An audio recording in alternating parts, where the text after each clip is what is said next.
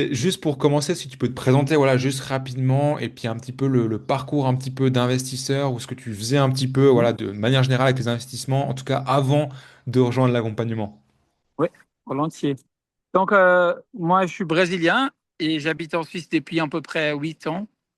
Euh, j'ai toujours pensé à investir parce que je le savais qu'il faudrait faire quelque chose pour se protéger de l'inflation. Bon, je viens d'un pays qui a beaucoup plus d'inflation que la Suisse et, enfin, en fait, que la plupart des pays du monde. Mais donc, c'était un sujet très important déjà quand j'étais très jeune, adolescent encore, j'avais quelque chose dans la tête. Mais il faudrait faire la carrière, il faudrait travailler, commencer le travail, tout le parcours. Donc, je passais des années en investissant dans moi-même, dans ma carrière, dans tout mon parcours. Et au moment que je suis arrivé en Suisse, après les études que j'ai terminées ici en Suisse, Mhm. j'ai trouvé mon travail. Et au moment où j'ai signé le contrat, je parlais avec ma femme, écoute, il faut qu'on fasse déjà un plan d'investissement de long terme Ouais. pour qu'on puisse, voilà, pour qu'on puisse planifier notre vie et voilà, avoir un patrimoine à la fin de la vie. Donc, j'ai commencé à l'époque, ça fait à peu près 3 ans, j'ai commencé à chercher Mhm. en Internet les schémas, les outils pour commencer à investir déjà Ouais. comme résident fiscal suisse. Donc, par exemple, un thème pour moi, c'était je dois investir, par exemple, au Brésil. Ouais. C'était quelque chose que j'étais plus au courant. Et après, avec un petit peu de recherche, j'ai commencé à comprendre que déjà, ça ne faisait pas de hyper sens à niveau de divise, parce que là, on change la devise franc-suisse pour une devise, pour la devise brésilienne qui perd beaucoup plus de valeur pendant le temps. Et puis, il y avait comment on peut dire, à niveau enfin, de fiscal, par exemple, on n'a pas vraiment le droit de faire ça autant que résident fiscal suisse. On ne peut pas, par exemple, être résident fiscal brésilien. Donc, tout ça, j'ai commencé à apprendre pendant Ouais. le parcours. Et là, j'ai tombé dans un problème que je me suis dit, alors qu'est-ce que je fais alors? Comment je pourrais investir? Il faudrait penser comme en Suisse, mais comment les Suisses, ils investissent? Et j'ai commencé à demander un petit peu aux Suisses que je connais là, à l'époque, et il n'y avait pas beaucoup de monde qui était Ouais, au pas d'infos. courant, pas beaucoup de monde se protégeait. Mhm. La plupart des gens qui le faisaient via enfin, les gros banques avec des obligations, avec un peu des fonds privés, là, fonds Mais propres. juste pour comprendre, à ce moment-là, toi, t'investissais pas encore, hein, c'est ça? Donc pendant Non, 3 ans, du tout. J'ai commencé déjà à faire un petit peu des épargnes. J'avais un peu déjà l'idée de construire mon réserve d'urgence. Mais ouais, mais concrètement, j'ai pas pas pris investi. exactement, j'ai pas pris le bouton de start parce que je savais pas quoi faire Ok. et où en fait. Donc, je commençais à chercher partout. Et j'ai Mhm. tombé sur un cours d'un Brésilien qui était plutôt basé, il donnait un focus sur les Brésiliens qui étaient à l'extérieur, mais un peu de manière générale. Donc Ok. là, j'ai appris un petit peu par rapport la scène suisse aussi, à niveau de Ouais. fiscal, mais très bref, d'une façon Ah, beaucoup plus résumée. ouais. Et là, par exemple, j'ai appris une bonne utile, ça serait de, par exemple, investir via le marché américain, le marché aux États-Unis. Ok. Et là, c'était déjà un départ, mais quand même, je n'avais. Oui, Je disais, tu me vois bien, tu vous m'entends voulez bien, dire mais quelque chose? ça a coupé un petit peu. Ah, ça a coupé. Ah Ouais, mince. ça a coupé un petit peu, mais tu disais en gros, tu Je- t'étais formé sur le côté brésilien, qui était un peu des conseils généraux, Exactement. forcément adapté un petit peu au système ici, en tout cas en Suisse, les impôts, les courtiers, ce genre de choses. Exactement. Donc, j'ai tombé sur le cours d'un Brésilien. Ouais, Il a parlé de manière un petit peu générale pour tous les citoyennes, enfin tous les Brésiliens qui étaient à l'étranger, qui habitaient à l'étranger. Donc, mhm. je me rappelle là, à l'époque, il y avait moi et un autre peut-être qui était en Suisse.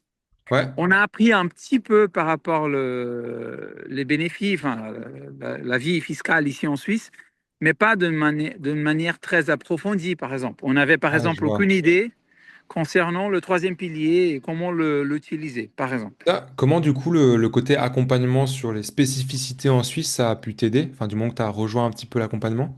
Justement, là, avec cet accompagnement, il m'a donné une base. Par exemple, ça serait plus avantageux d'investir via ETF aux États-Unis qu'en Irlande, par exemple. Mhm. Pour le bout d'accumuler les patrimoines, machin. Donc, c'était beaucoup plus avantageux de faire ça directement aux États-Unis Ouais, à cause de dividendes là qui ont pu retenir, etc. Donc, par exemple, ça, j'ai appris avec eux. Mais là, de manière plus intense, par exemple, le troisième pilier, ouais. ça, j'ai appris avec toi. Ça, après, entre nous, là, quand j'ai commencé à te suivre, là, j'ai commencé à comprendre vraiment comment optimiser, par exemple, un bon troisième pilier. Déjà, Mhm. lesquels choisir, comment faire un bon portefeuille moi-même. Comment les investir, ouais. Tu vois, voilà, donc c'était une optimisation fantastique écoute, qui m'a fait des épargnes immenses, hein, si je pense selon le temps. Ouais, oui, oui. Ça, en Et plus, si tu réinvestis l'argent que tu économises justement en bourse, exactement, là où tu as déjà fait de l'expérience. exactement. Et puis, une autre chose aussi avec ton cours là, avec l'Odyssée, Ouais. c'était déjà l'ambiance. J'ai pu avoir accès aux autres qui sont aussi en train d'investir, qui sont habitants en Suisse. Donc, Mhm. c'était énorme, quoi. C'était super important pour moi déjà d'avoir connaissance Ça, et la plus approfondie. communauté, c'était aussi quelque chose que tu as apprécié. Exactement, forcément, parce que voilà, enfin, quand on commence à investir, je sais pas si c'est avec toi comme ça, mais la plupart des gens que je connais, ils font pas de tout ça, quoi. Ils font rien, la plupart des gens. Dans le sens, ils font Et pas juste un ETF et puis c'est fichu, même quoi, pas, même hein, pas. même pas. Ouais. Moi, la plupart des amis, mais la plupart des connus, ils font même pas des ETF, ils font rien, quoi. Mhm. Ils font soit peut-être un troisième pilier, mais d'une façon enfin, Ouais, très sans basique, vraiment sans savoir trop dans quoi c'est chercher. investi. Voilà. Ouais, je Ils vois. font confiance à les banques, et puis voilà, c'est comme ça. Donc, Pour toi, ça serait comment je peux dire ça? Une priorité d'apprendre à le faire soi-même ou justement faire confiance aux banques et puis c'est quelqu'un d'autre qui gère, c'est OK.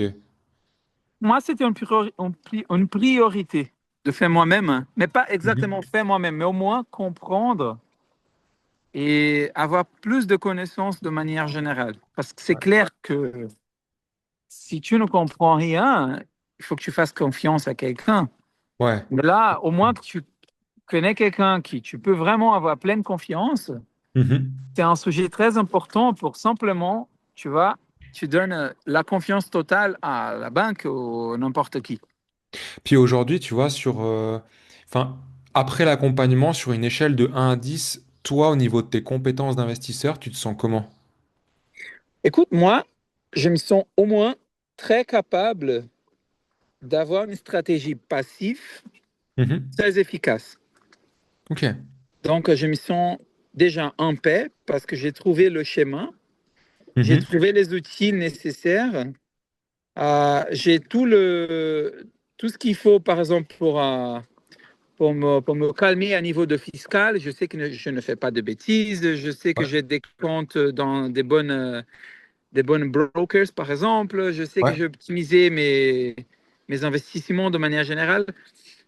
Je sais que je fais partie d'une, enfin, des gens qui sont capables d'avoir un bon retour de marché, pas battre le marché, mais je suis disons, une Moyenne haute. ambiance très favorable Ouais. à niveau d'investisseurs, parce que si on s'approfond un petit peu, la plupart des investisseurs qui vont, je sais pas, qui vont prendre des risques énormes parce qu'ils sont pas hyper, enfin, ils sont pas hyper, ils ont pas hyper beaucoup de connaissances, mais ils pensent qu'ils sont capables, par exemple.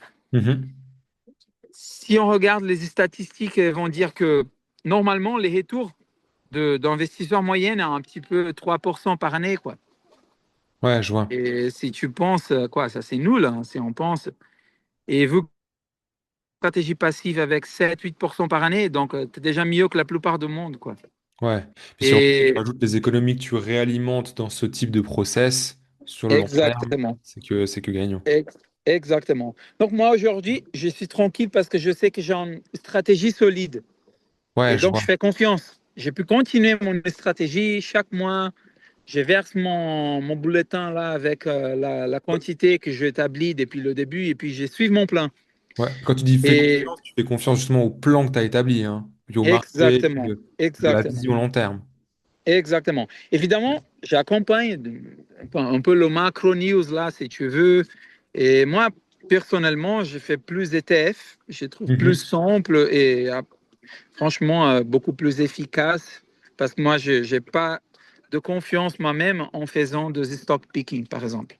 Ouais, je vois. Mais, mais voilà, il y a des gens qui font ça et qui font hyper bien. Ça dépend de chacun. Pour moi, ça va comme ça.